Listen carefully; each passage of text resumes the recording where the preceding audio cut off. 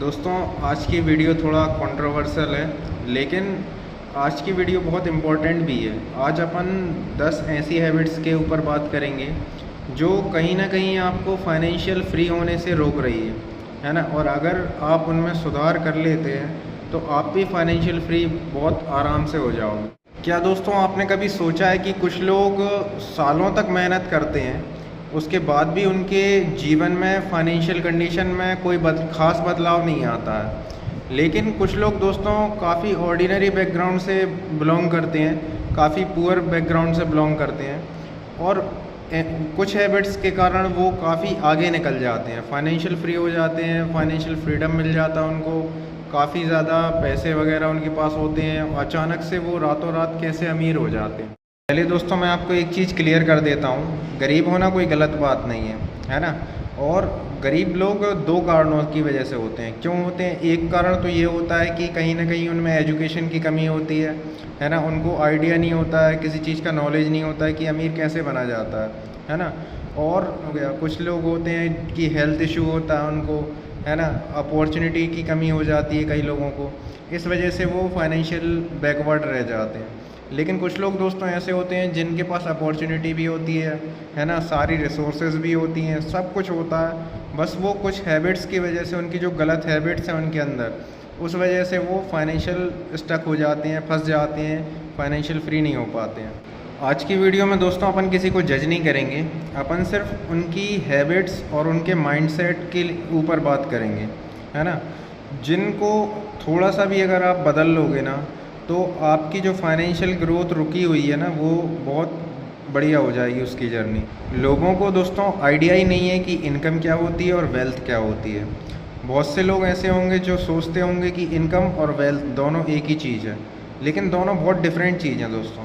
आपको एक एग्ज़ाम्पल दे के समझाता हूँ। एक व्यक्ति है जो महीने के 30,000 रुपये कमाता है, लेकिन वो 5,000 रुपये हर महीने इन्वेस्ट करता है, और ऐसी जगह इन्वेस्ट करता है जहाँ से उसे 17 से 20% प्रॉफिट रिटर्न मिल रहा हो। और दूसरा व्यक्ति है, वो 1,00,000 रुपये महीने कमाता है, लेकिन वो पूरा खर्च कर देता है 1,00,000 रुपये, है ना। तो आज से 10 या 15 साल बाद आप बताओ कौन ज़्यादा अमीर होगा? ऑब्वियस ही बात है, जो इन्वेस्ट कर रहा होगा, क्योंकि जो 1,00,000 रुपये कमा रहा था पर मंथ, वो कमा तो ज़्यादा रहा था, लेकिन उसने 1 रुपये भी इन्वेस्ट नहीं किया। उसने जो कुछ मिला उसमें से खर्च करता गया, और थोड़ा बहुत जो है वो सेव करता गया। सेव कर के भी वो कितना सेव कर लेगा? वो सेव जो कर रहा है ना, वो 10 साल बाद उसकी क्या वैल्यू रहेगी?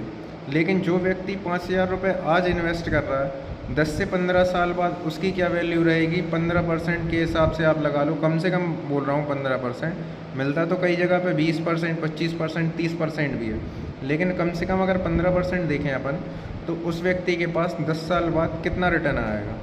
आज दोस्तों सोशल मीडिया का ज़माना है, लोग दूसरों को इम्प्रेस करने के चक्कर में क्रेडिट कार्ड से शॉपिंग करते हैं, ईएमआई पे फ़ोन ले लेते हैं, है ना, गाड़ी वगैरह ले आते हैं ईएमआई पे, जबकि उनकी इतनी हैसियत रहती नहीं है कि वो एक गाड़ी ख़रीदें और उसका मेंटेनेंस करें, उसको उसमें घूमें फिरें, है ना।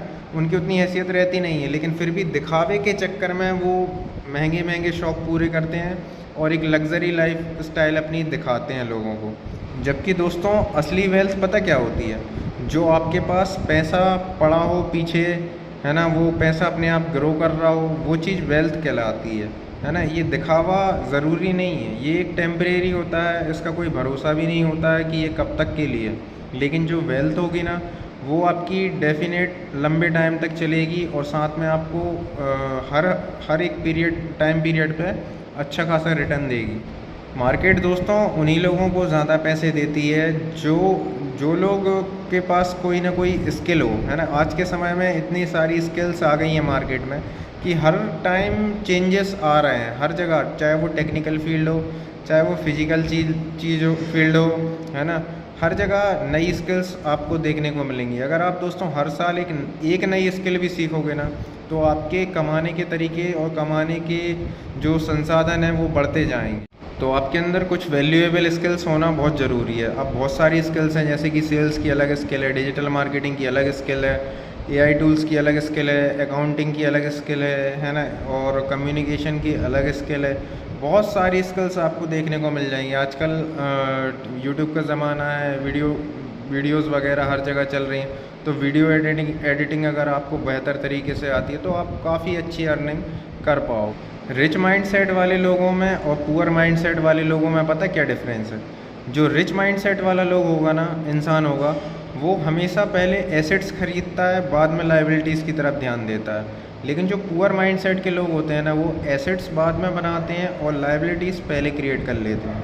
तो उनका जो ग्रोथ होता है वो क्यों रुक जाता है? क्योंकि वो जितना कमा रहे हैं ना, वो लायबिलिटी को पे ऑफ करने में ही खर्च कर देते हैं। जबकि एसेट्स वाला बंदा क्या करता है, पहले जो अपने शौक़ है ना उनको कम कर देता है ना, और एसेट्स क्रिएट करता है। फिर धीरे धीरे जब उनके एसेट्स रिटर्न देना चालू करते हैं ना, तो उन रिटर्न्स में से भी आधे से भी कम अमाउंट से वो अपने शौक़ पूरे करता है, और एक साइड उसके रिटर्न्स भी बढ़ते जाते हैं, उसके एसेट्स भी बढ़ते जाते हैं।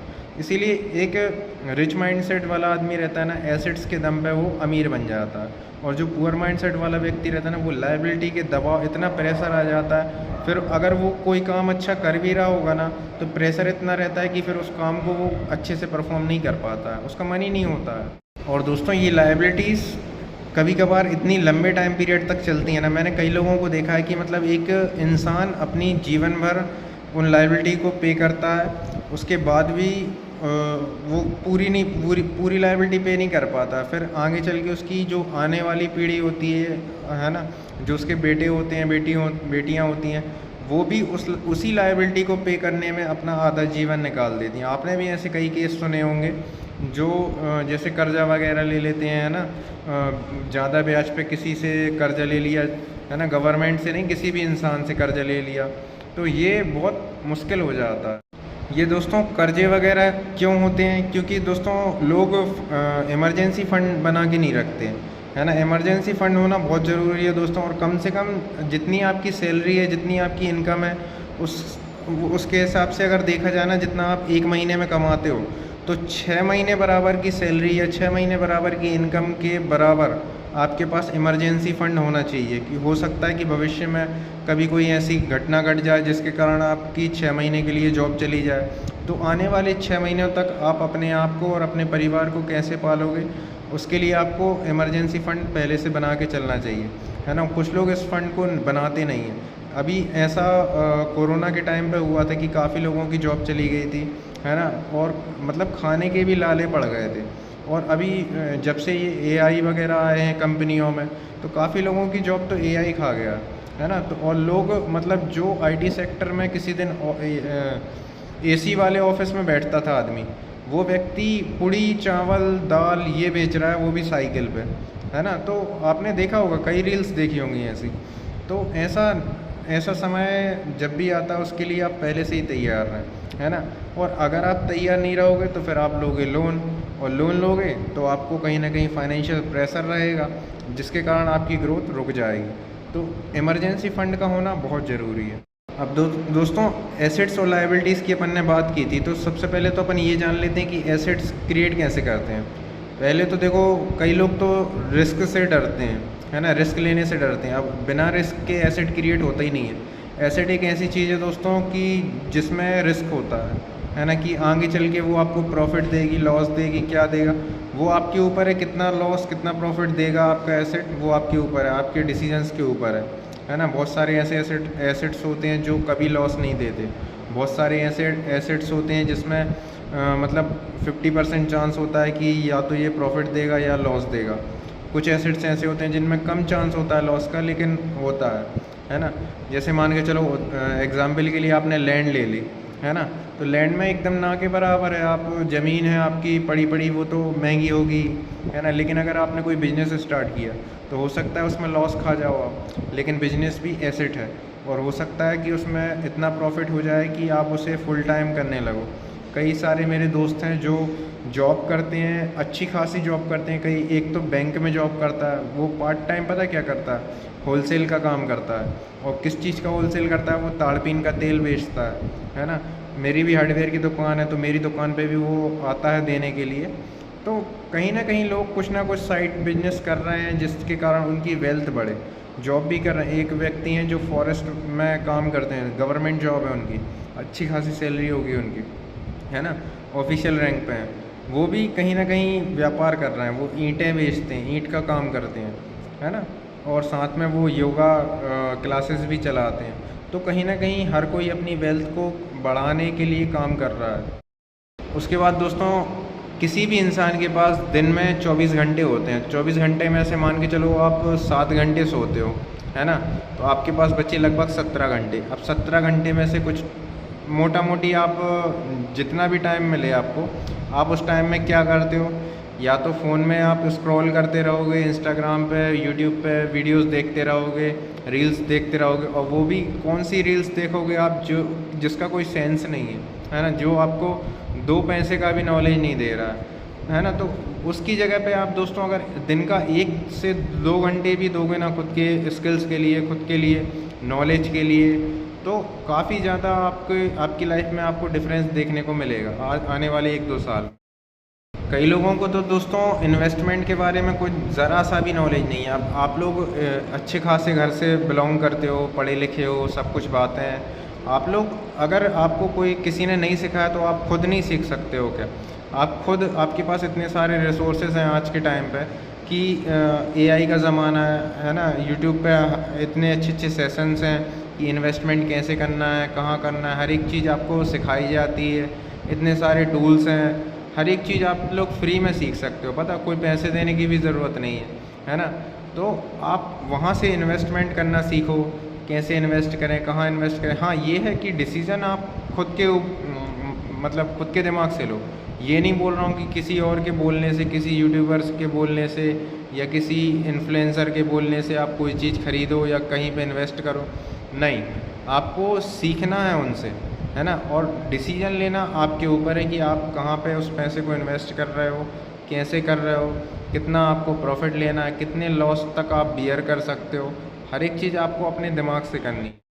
दोस्तों, गरीब होना कोई गलत बात नहीं है ना, कोई आइडेंटिटी नहीं होती है गरीबी। बहुत से लोग ऐसे होते हैं जो काफ़ी मुश्किल हालातों से निकल कर आगे बढ़ते हैं, है ना। और कई लोग ऐसे होते हैं जिनके लिए सिस्टम और जो लीगल सर्कमस्टेंसेस होते हैं ना, वो भी काफ़ी बड़ा चैलेंज बन जाते हैं अपने जीवन में आगे बढ़ने के लिए, है ना। ऐसी समस्याएं क्रिएट कर देता है सिस्टम, और कुछ ऐसी परिस्थितियां आ जाती हैं जिनके कारण वो आगे नहीं बढ़ पाता। लेकिन एक चीज़ हमारे कंट्रोल में होती है, वो हमारी हैबिट्स, है ना। अगर आप हैबिट्स के ऊपर काम करोगे तो हो सकता है कि आपकी लाइफ बहुत आसान हो जाए, और जो आपकी फाइनेंशियल जर्नी है वो पहले से बदलाव उसमें आए, है ना। तो छोटे स्टेप्स ज़रूर लें, है ना, बड़े स्टेप्स की तरफ एकदम ना जाएं। छोटी छोटी सेविंग करें, उन्हें इन्वेस्ट करें, छोटे छोटे एसेट्स क्रिएट करें। अभी मैंने एक वीडियो बना के डाली थी जिसमें मैंने बताया था कि अपनी लाइफ में एसेट्स कैसे क्रिएट करें, वो भी फ्री में। दोस्तों, बस सीखते जाओ और आगे बढ़ते जाओ। और वीडियो अच्छी लगी हो तो एक लाइक करो वीडियो को, चैनल को सब्सक्राइब करो, और इसी तरह हम आपके लिए लाते रहेंगे फाइनेंशियल, और साथ में आपकी हैबिट्स को भी सुधारेंगे हम।